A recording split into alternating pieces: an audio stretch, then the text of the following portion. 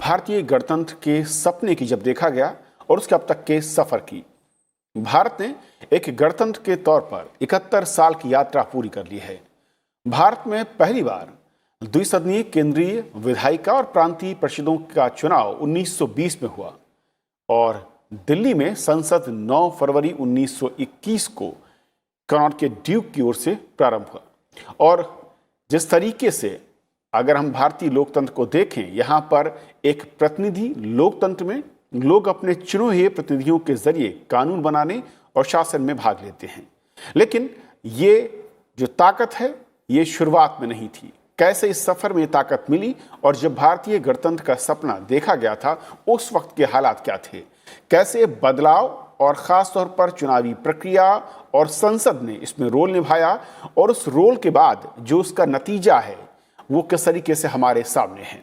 आज हम इस सफर को समझेंगे और समझेंगे अहम पड़ावों को। हमारे साथ 3 खास मेहमान हैं। अक्षय राउत हमारे साथ हैं, former DG election commission of India में रहे हैं, आपका स्वागत है। पीके मल्होत्रा जी हमारे साथ हैं, former secretary ministry of law and justice government of India, sir स्वागत है। और वरिष्ठ पत्रकार शेखर अय्यर साहब हैं, जिन्होंने कई दशकों तक संसद को न सिर्फ कवर किया है बल्कि तमाम उतार चढ़ाव और बदलावों को उन्होंने रिपोर्ट किया, करीब से देखा है। आप तीनों का स्वागत है। शुरुआत में मल्होत्रा सर आपसे करना चाहूँगा कि जब हम इस गणतंत्र की 71 साल की यात्रा को देखते हैं और यहाँ पर जो सबसे बड़ी चीज़ दिखती है, जो ताकत दिखती है, वो वोट की ताकत है, वो चुने हुए प्रतिनिधियों की संसद की ताकत है। जब इसकी शुरुआत हुई थी, जब इस गणतंत्र का सपना देखा गया था, उस वक्त ये दोनों फैक्टर कहाँ पर थे, किस तरीके से थे और कैसे इस लंबे सफर में इनका रोल हमारे साथ कदमताल के तौर पर रहा है। कविंद्र जी, आपने बहुत ही महत्वपूर्ण विषय आज के डिस्कशन के लिए चुना है। हम बात कर रहे हैं दुनिया के सबसे बड़े लोकतंत्र की, जिसमें 135 करोड़ लोग इन्वॉल्व हैं। मतलब कि दुनिया का हर छठा व्यक्ति जो है वो हिंदुस्तानी है। 1/6 ऑफ द पॉपुलेशन जो है वो इंडिया को बिलोंग करती है। हमारे यहाँ 28 राज्य हैं और 8 केंद्र शासित प्रदेश हैं, जिनकी विभिन्न भाषा है, विभिन्न वेशभूषा है, रहन सहन भी अलग है। लेकिन उन सबको जोड़ने के लिए 1950 में जो हमारा संविधान बना और जो लागू किया गया, जिसे हम रिपब्लिक ऑफ इंडिया कहते हैं, हमारे यहाँ गणतंत्र का अगर अधिकार जो किया गया, पब्लिक पार्टिसिपेशन की बात की गई, तो मैं 1919 का जो एक्ट था, गवर्नमेंट ऑफ इंडिया एक्ट, उसका जिक्र करना चाहूंगा। और 1935 का जो गवर्नमेंट ऑफ इंडिया का एक्ट है, उसका जिक्र करना चाहूंगा, जिसके अंदर इवन ब्रिटिश सरकार ने भी जन प्रतिनिधित्व की बात की और जन प्रतिनिधित्व को दिया गया। लेकिन जो 1950 में हमारा संविधान आया, उसमें सबको वोट का बराबर अधिकार दिया गया। और केवल अधिकार ही नहीं दिया गया, हमारे जो तीनों अंग हैं, वह लेजिस्लेचर, जुडिशियरी और एग्जीक्यूटिव, उनके अधिकारों को भी डिफाइन किया। और ये डिफाइन किसने किया? ये हमारे जो संविधान की प्रियम्बल है वो क्लियर करती है। We the people of India, हम जो इस देश के नागरिक हैं, हम लोगों ने इन तीनों अंगों को उनके अधिकार दिए और ये बताया कि वो अपने अधिकारों का प्रयोग किस प्रकार से करेंगे। और अगर वो अपने अधिकारों का प्रयोग संविधान के दिए गए जो प्रारूप है, जो रूल्स एंड रेगुलेशंस हैं, अगर उसके हिसाब से नहीं करते हैं, तो जनता को फिर ये अधिकार दिया गया कि जो हमारे हर 5 साल में इलेक्शन होते हैं, वो दोबारा से अपने प्रतिनिधियों को चुनेंगे। और वो अगर पहले वाले प्रतिनिधियों ने संविधान के हिसाब से अपना कार्य नहीं किया है, तो नए प्रतिनिधियों को उनको दोबारा से सरकार चलाने का अधिकार मिलता है। तो मैं समझता हूं हमारे संविधान के अंदर जो बहुत सारी इंस्टीट्यूशंस बनाई गई हैं, जो रिपब्लिक के लिए, गुड गवर्नेंस के लिए अच्छी हैं, जैसा कि इलेक्शन कमीशन है, फाइनेंस कमीशन है कि जो सरकार का पैसा है वो किस प्रकार से खर्च होगा, कंट्रोलर एंड ऑडिटर जनरल की ऑर्गेनाइजेशन है कि पैसा जो है वो ठीक से सरकार ने खर्च किया या नहीं किया, उसकी समीक्षा करना, पिछड़े वर्गों का जो है के अधिकारों का ध्यान रखना, fundamental rights, directive principle of state policy और फंडामेंटल ड्यूटीज का जिस तरह से प्रोविजन किया गया है, मैं समझता हूं ये हमारे रिपब्लिक को आगे ले जाने के लिए बहुत ही अच्छा कार्य किया है। अगर हम कई बार कंपेयर करते हैं कि हम दुनिया की सबसे बड़ा लोकतंत्र और सबसे पुराने लोकतंत्र से कंपेयर करते हैं, तो रिसेंट एग्जांपल हमारे यहाँ है, जिस तरह चुनाव के बाद हमारे यहाँ सरकार का पीसफुल परिवर्तन होता है और नई सरकार सत्ता में आती है। आपने अभी अमेरिका में देखा कि उस ओल्डेस्ट डेमोक्रेसी में भी वो नहीं हुआ है। तो बाई एंड लार्ज जो संविधान ने हमें मशीनरी दी है, हम लोगों ने, जनता ने जो सरकार को मशीनरी दी है, बाई एंड लार्ज मैं कहता हूं बहुत सक्सेसफुली इंप्लीमेंट कर रहे हैं। उसमें एबेरेशंस हो सकते हैं, उसमें सुधार की आवश्यकता हो सकती है। उनको देखते हुए उन सुधारों को हम समय समय पर करते रहें और आगे भी सुधार लाने की जरूरत है। किस तरीके से चुनाव और चुनाव की प्रक्रिया और एक व्यक्ति यानी एक नागरिक के तौर पर जो गणराज्य है उसके सपने को साकार करने के लिए जनप्रतिनिधियों का चयन और उसके जरिए संसद की भूमिका, और अगर मैं समझूं अक्षय जी, इस चुनावी की पूरी जो एक ताकत है, जो उस वोट की ताकत, जो संस्था की ताकत, उसने किस तरीके से इस सपने को पिछले 7 दशकों में हकीकत की तरफ बढ़ाया है, हालांकि तमाम चुनौतियां जरूर रही हैं। हाँ, बहुत धन्यवाद। बहुत मूल प्रश्न है ये, और मालहोत्रा साहब ने प्रस्ताव जो है कॉन्स्टिट्यूशन के बारे में और देश कॉन्स्टिट्यूशन कैसे जुड़ा हुआ है उसके बारे में बहुत अच्छे से प्रस्ताव रखा। और आपने सही कहा, जो गणतंत्र का या संविधान के तहत जो आशा या जो सपने दिखाया गया है, उसके साथ वोट की एक बहुत अच्छी सी एवं बहुत ही मूल जुड़ाव है। शायद वोट नहीं होता तो ये आशा और सपने नहीं आते।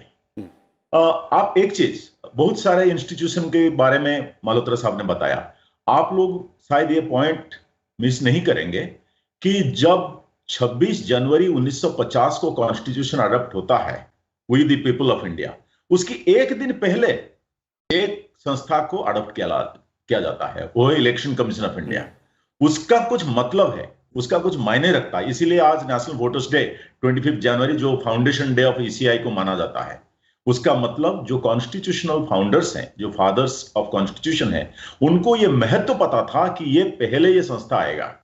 तो इसीलिए ईसीआई का कॉन्स्टिट्यूशन जो है, ईसीआई का अडॉप्शन, उसके बाद sovereign socialist democratic Republic, secular Republic सब आया और हमने तरह तरह की तरीके से अपने को मजबूत किया।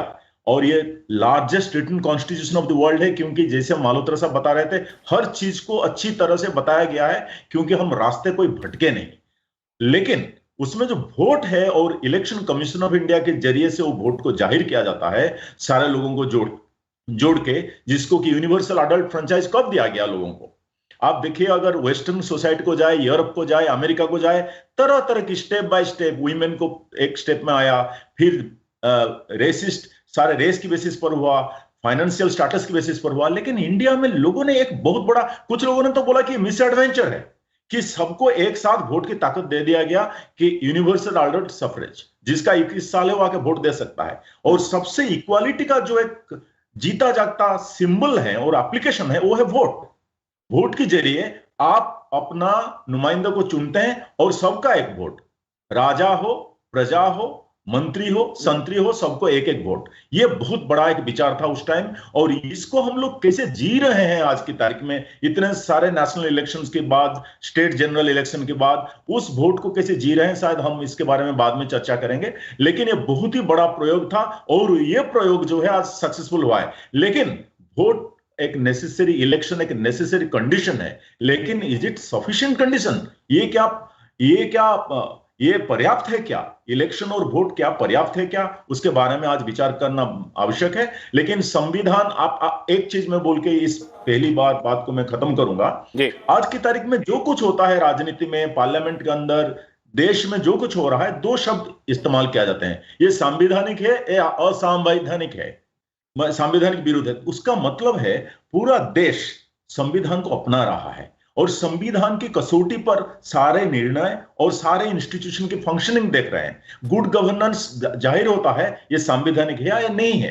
उसमें अमेंडमेंट बाद में हो सकता है, अमेंडमेंट में कोई घबराने वाली बात नहीं है, क्योंकि जैसे अभी मल्होत्रा साहब ने बताया, डायनामिक सोसाइटी डायनामिक कंट्री में आएगा। लेकिन संविधान जो है ये एक हमारा basic large written strong law book, जिसके पर हम लोग चल रहे हैं, और उसमें वोट एक केंद्र, लोकतंत्र का केंद्र के हिसाब से उभरा है।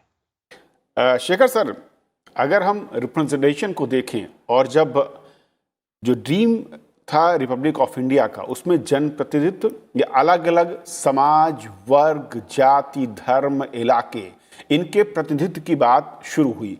उससे पहले की तस्वीर जब हम समझें अगर थोड़ा सा, तो शायद हम समझ पाएंगे कि इस टूल या इस ताकत के जरिए किस तरीके से एक गणतंत्र आगे बढ़ता है और किस तरीके से जो सामूहिक, मैं कहूं कि स्वीकारता है, जो उसके पीछे की ताकत है, वो कई गुना हो जाती है।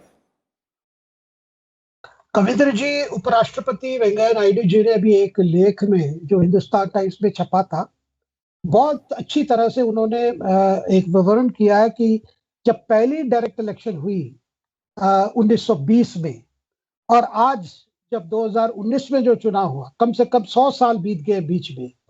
अगर उसी को आप ले लें कि जो पहले जो डायरेक्ट इलेक्शन में जिन लोगों को चुना गया उनकी जो बैकग्राउंड क्या थी, उसके बाद धीरे धीरे करके मतलब 1920 से लेकर जो जिस तरह इलेक्शन हुई, कौन लोग आए, कौन लोग रिप्रेजेंट किए, उसमें कई महाराजास थे, कई जमींदार थे, लेकर आज अगर आप देखेंगे, आज अगर लोकसभा की केवल जितने मेंबर्स हैं उनके अगर बैकग्राउंड आप देखेंगे तो कितना उनमें फर्क पड़ा है। और पार्लियामेंट्री डेमोक्रेसी का यही बहुत महत्वपूर्ण है कि जब आप रिप्रेजेंटेशन को देखेंगे, किस किस बैकग्राउंड से आए हैं, किस किस क्षेत्र से आए हैं, किस किस भाषा को वहां पे वो रिप्रेजेंट करते, किस किस कम्युनिटी को रिप्रेजेंट करते, उससे आपको ये बड़ा स्पष्ट होगा कि जो बात इंडिपेंडेंस से पहले की गई कि क्योंकि ब्रिटिश लोगों ने तो तय कर लिया था, क्योंकि जब से 1857 हुआ तब से उनको लगा भाई कुछ तो देना होगा ताकि उनके शासन बरकरार रहे। लेकिन government of India act of 1919, उसके बाद गवर्नमेंट ऑफ एक्ट ऑफ 1935 और गवर्नमेंट ऑफ एक्ट ऑफ 1919 का भी कारण क्या कि ये देने का काम तब से शुरू हुआ, भाई कुछ तो हम इनको रिप्रेजेंटेशन देना पड़ेगा। तब शुरू हुआ जब हमारी पहली वॉर ऑफ इंडिपेंडेंस यानी जो सिपाही म्यूटिनी हुई 1857 से, तब से उन पर एक प्रकार से दबाव था। लेकिन उसमें भी आप देखेंगे जो 20 से लेकर जितने भी चुनाव हुए, जो लोग आ रहे थे ना उनके उतनी पावर थी कुछ कहने को या कुछ इन्फ्लुएंस करने को, और धीरे धीरे करके एक समय आ गया था जहां पे उन पर प्रेशर बढ़ा और एक कॉन्स्टिट्यूएंट असेंबली बनी गई, उसी को कन्वर्ट किया गया। और उसके बाद जब हम 1950 में जब हमारी कॉन्स्टिट्यूशन अडॉप्ट हुई, उसमें बड़ा स्पष्ट हो गया कि लेजिस्लेचर का जो इंपॉर्टेंस क्या रहेगा, वो केवल रिकमेंडेटरी नहीं रहेगा, वो लेजिस्लेटिव रहेगा। उसी दिन हमारा तय हुआ कि ये जो हमारी जो पार्लियामेंट्री डेमोक्रेसी है उसका क्या व्यवस्था है। ये कोई एक ये नहीं है केवल एक मतलब एक नाम के वास्ते एक इंस्टीट्यूशन नहीं है। ये सारी जो पावर्स है गवर्नेंस की वो वहां से आता है। और दूसरी बात, क्योंकि बार बार उस समय भी ऐसे लोग थे, मतलब कुछ भारतीय नागरिक भी थे उस समय जब ब्रिटिश काल में, ये तो ठीक चल रहा है, ब्रिटिश अच्छे हमारे कर रहे हैं, कोई तो सुशासन में कोई कमी नहीं है। लेकिन जैसे वेंकैया जी ने अपने आर्टिकल में कहा और पलकीवाला को कोट करके उन्होंने कहा कि सुशासन एक अलग चीज है और शासन यानी सेल्फ गवर्नेंस वो अलग चीज है। तो गुड गवर्नेंस और सेल्फ गवर्नेंस में अंतर है।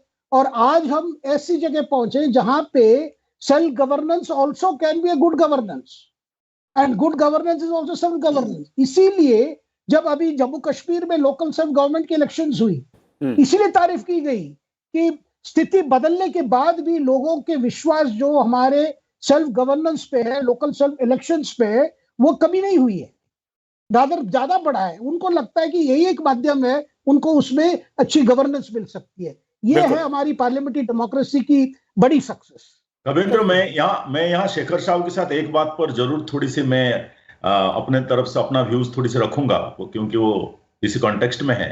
एक तो है कि गुड गवर्नेंस के बारे में बात कहा, बहुत अच्छी बात है, और उन्होंने क्वालिटी ऑफ रिप्रेजेंटेशन में जो बढ़ोतरी आया है, जो इंप्रूवमेंट हुआ है उसके बारे में बात किया, वो भी अच्छी है।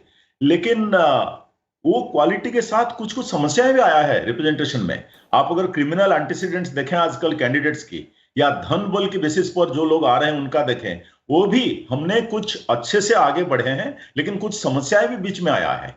तो ये दोनों को हम लोग नजरअंदाज नहीं कर सकते हैं। इसके बारे में जो राष्ट्र निर्माण में जो लोग जुड़े हुए हैं, इलेक्शन कमीशन जो प्रबंधन करता है, इसलिए उनको मजबूर होकर बोलना